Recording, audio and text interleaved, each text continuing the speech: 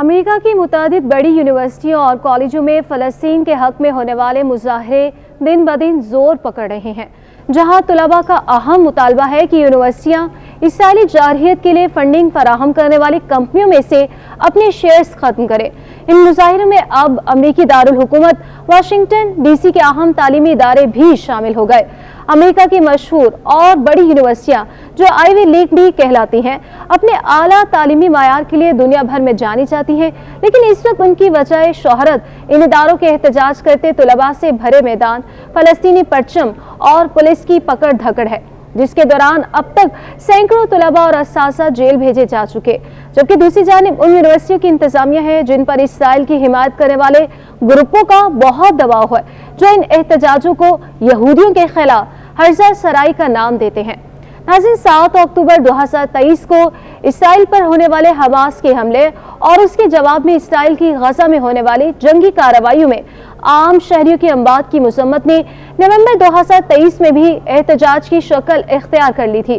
اس وقت بھی امریکہ کے دارالحکومت واشنگٹن میں تاریخی احتجاج ہوا تھا، جس میں 5 لاکھ سے زائد افراد نے شرکت کی تھی، لیکن یونیورسٹی میں ہونے والے احتجاج قدرے نئے ہیں۔ نیو یارک کی کولمبیا یونیورسٹی میں 100 سے زائد طلباء کی گرفتاریوں کے بعد کیمپس میں پورے سیمسٹر کے لیے کلاسیں بند کر دی گئی ہیں، جبکہ ملک کی کئی اہم سیاسی شخصیات یونیورسٹی کا دورہ کرنے کے علاوہ احتجاج کی کھل کر مخالفت بھی کر چکی۔ ناظرین، کولمبیا یونیورسٹی کے طلباء سے یکجہتی کے لیے ییل، MIT،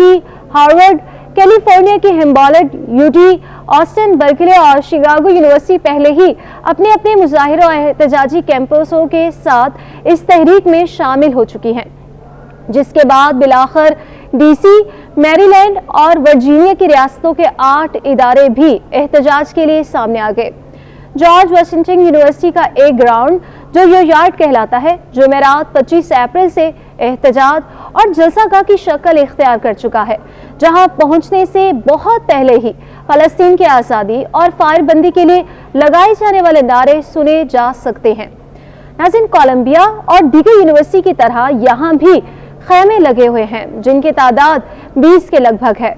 میری لینڈ یونیورسٹی کی ایک طالبہ سارا کا کہنا ہے کہ یونیورسٹی کے باہر ایک خیمہ لگائے بیٹھے ہیں اور ان کے مطالبات وہی ہیں جو کولمبیا اور دیگر اداروں میں کیے جا رہے ہیں۔ اس میں سر فہرست مطالبہ یہی ہے کہ یونیورسٹیاں تمام ایسے اداروں سے اپنے شیئرز نکالے اور فنڈنگ بند کرے جو کسی نہ کسی صورت میں اسرائیل کو اسلحہ فراہم کر رہے ہیں۔ یہ مطالبہ ایک ایسے وقت میں کیا جا رہا ہے جب امریکی حکومت نے حال ہی میں اسرائیل کو $26 ارب کی فوری امداد دینے کا بل پاس کیا ہے۔ جارج واشنگٹن یونیورسٹی سے تعلق رکھنے والی طالبہ مشیل کے مطابق انہیں انتظامیہ کی جانب سے خبردار کیا جا چکا کہ اگر کیمپ نہ ہٹائے گئے تو ان کے خلاف بھی کولمبیا کی طرز کی کارروائی ہو سکتی ہے۔ مشیل کا کہنا تھا کہ وہ اور ان کے ساتھی اس سے نہیں ڈرے، کیونکہ ان کے بقول یہ ایسا ہی وقت ہے جو 1960 میں تھا، جب ہر بڑا امریکی تعلیمی ادارہ ویتنام کی جنگ کے خلاف سڑکوں پر تھا۔ مشیل کے مقول کولمبیا میں ہونے والا پولیس کریک ڈاؤن اس ادارے کے لیے کوئی نئی بات نہیں۔ کولمبیا ماضی میں بھی احتجاج کرنے والے طلباء کے ساتھ کافی سخت سلوک کر چکا۔ 1968 میں ویتنام جنگ کے خلاف مظاہرہ کرنے والے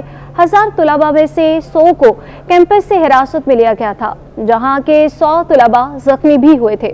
اس سے قبل 60 کی دہائی کے آغاز میں نارتھ کیرولائن کی ریاست میں نسلی تعصب کی وجہ سے گریس برو نامی جگہ پر شروع ہونے والے احتجاجی مظاہروں نے بھی امریکی کیمپسوں کو اپنی لپیٹ میں لے لیا تھا۔ اب جبکہ ہر یونیورسٹی یہود دشمنی اور اسلاموفوبیا کی مذمت کرتی نظر آ رہی ہے، وہیں یہودی طلباء کی تنظیموں کا کہنا ہے کہ وہ اس ماحول میں کیمپس آنے سے کترا رہے ہیں اور خود کو غیر محفوظ محسوس کرتے ہیں۔ یونیورسٹیوں میں پولیس کی طلبی اور گرفتاریوں کے بعد فضا شدید تناؤ کا شکار ہے، جہاں مسلمان